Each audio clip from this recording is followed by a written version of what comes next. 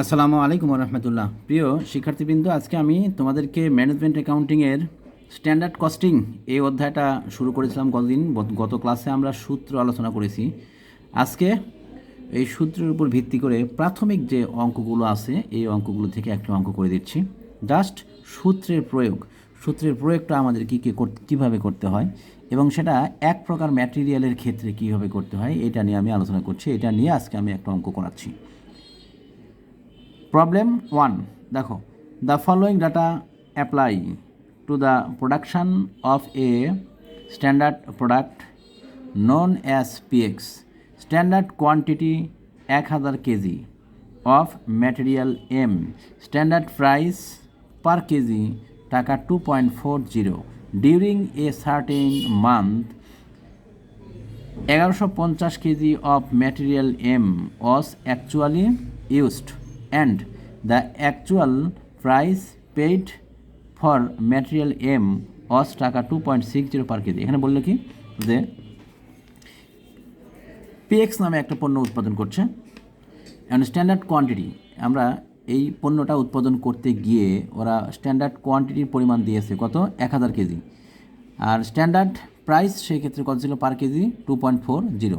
তার মানে এখানে বলে দিয়েছে যে পণ্যটা উৎপাদন করছে সেই পণ্য উৎপাদন করতে টোটাল স্ট্যান্ডার্ড কোয়ান্টিটি লাগবে হচ্ছে 1000 কেজি, আর স্ট্যান্ডার্ড প্রাইস তখন ছিল কত 2.5 টাকা, 2.40 টাকা পার কেজির মূল্য। আচ্ছা, তার মানে স্ট্যান্ডার্ড কোয়ান্টিটি SQ এটার মান দেওয়া আছে 1000 কেজি, আর স্ট্যান্ডার্ড প্রাইস SP এটার মান দেওয়া আছে 2.40। ডিউরিং এ সার্টেন মান্থ, এটা প্রথমে ওরা করেছিল যে বাজেট করেছে যে 1000 কেজি লাগবে, আর যে মতো বাজেট করছে ওই সময় ওই প্রতি কেজির মূল্য ছিল, ওই ম্যাটেরিয়ালটার প্রতি কেজির মূল্য ছিল কত 2.40 টাকা। During a certain month 1150 KG of material M, কোনো এক মাসে 1150 কেজি ম্যাটেরিয়াল লেগেছে অ্যাকচুয়ালি আসলে লেগেছে কত কেজি 1150 কেজি লেগেছে।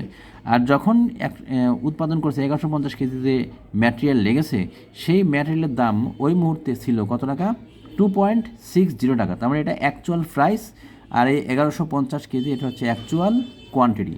তাহলে এখান থেকে দেখতে পাচ্ছি অ্যাকচুয়াল কোয়ান্টিটির পরিমাণ 1150 কেজি, আর অ্যাকচুয়াল প্রাইস দেওয়া আছে কত AP, এটার মান দেওয়া আছে 2.60 পার কেজি। এই তথ্যটা দিয়ে এখন বলেছে কি ইউ আর রিকোয়ার্ড টু, তোমাকে এখন নির্ণয় করতে হবে। কি নির্ণয় করতে বলেছে? এটা যে compute the total direct material cost variance. Direct material cost variance, তার মানে ম্যাটেরিয়াল কস্ট ভেরিয়েন্স করতে বলেছে 1 নম্বরে। আর 2 নম্বরে বলেছে analyse the total variance by computing. Total variance যেটা পেলাম আমরা ম্যাটেরিয়াল কস্ট ভেরিয়েন্স, সেটাকে বলবো আমরা টোটাল ভেরিয়েন্স। আর এই টোটাল ভেরিয়েন্সটাকে আমরা এখন কী করবো অ্যানালাইসিস করবো। মানে অ্যানালাইসিস করতে হবে কি করে, the material price variance, the material usages variance. Material price variance আর ম্যাটেরিয়াল ইউজেস ভেরিয়েন্স নির্ণয় করে ওটাকে আমাদের কী করতে বলছে অ্যানালাইসিস করতে বলছে, তার মানে চেক করতে বলেছে। এখন দেখো এটা আমরা কীভাবে করছি, এটা সমাধান করে দিচ্ছি সম্পূর্ণ, সবাই খেয়াল করে সমাধানে যাচ্ছি এখন আমরা সলিউশন। আচ্ছা, এখন সলিউশনে গিয়ে যে মানগুলো দেওয়া আছে এগুলো আমরা আগে উঠিয়ে নিব, নিয়ে তারপর সূত্র প্রয়োগ করব। প্রথম যে কাজটা সেটা হচ্ছে কি গিভেন দ্যাট যে মানগুলো দেওয়া আছে এটা আগে আমরা উঠিয়ে নিব। Standard quantity of material SQ এটা কত 1000 কেজি, আর স্ট্যান্ডার্ড প্রাইস পার কেজি SPর মান কত টাকা 2.40, আর actual quantity of material AQ এটা দেওয়া আছে 1150 কেজি, আর অ্যাকচুয়াল প্রাইস পার কেজির মূল্য অ্যাকচুয়ালি কত আছে এটাকে আমরা AP দিয়ে প্রকাশ করছি 2.60। তাহলে standard quantity 1000 KG, standard price SP এটা দেওয়া আছে 2.40, আর অ্যাকচুয়াল কোয়ান্টিটি AQ 1150 কেজি, আর অ্যাকচুয়াল প্রাইস AP 2.60। এই তথ্যগুলো দিয়ে আমরা এখন কী করবো, যে মানগুলো দেওয়া যেটা চেয়েছে যে 3টা material cost variance, material price variance আর ম্যাটেরিয়াল ইউজ ভেরিয়েন্স, এই 3টার মান এখন নির্ণয় করব। প্রথমেই আমরা যাচ্ছি ম্যাটেরিয়াল কস্ট ভেরিয়েন্স। আচ্ছা, ম্যাটেরিয়াল কস্ট ভেরিয়েন্সের সূত্র আমরা জানি, ম্যাটেরিয়াল কস্ট ভেরিয়েন্স MCV সমান কি standard cost into standard price, standard quantity into standard price. Standard কোয়ান্টিটিকে আমরা স্ট্যান্ডার্ড প্রাইস দিয়ে গুণ করব, মাইনাস করব actual quantity into actual price. তো স্ট্যান্ডার্ড কোয়ান্টিটির মান 1000 কেজি, স্ট্যান্ডার্ড প্রাইসের পরিমাণ 2.40, অ্যাকচুয়াল কোয়ান্টিটি 1150 আর অ্যাকচুয়াল প্রাইস হচ্ছে 2.60। আমরা ক্যালকুলেশন করলাম, ক্যালকুলেশন করে পেয়ে গেলাম কত, -590।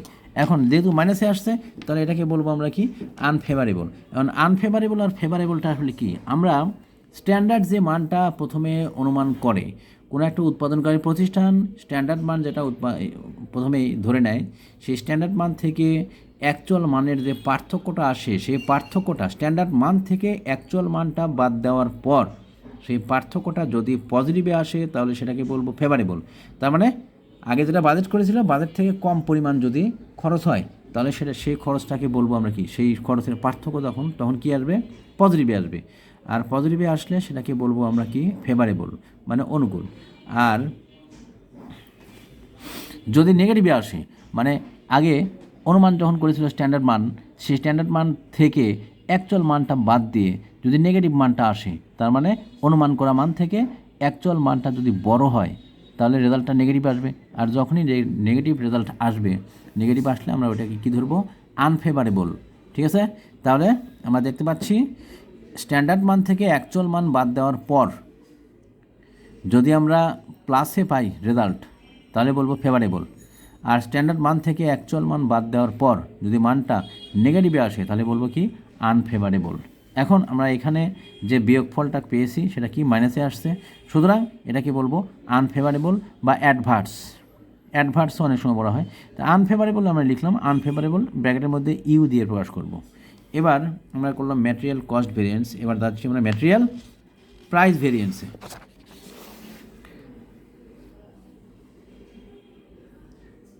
দেখো ম্যাটেরিয়াল 2 নম্বরে কী বলেছিল, ম্যাটেরিয়াল প্রাইস ভেরিয়েন্স।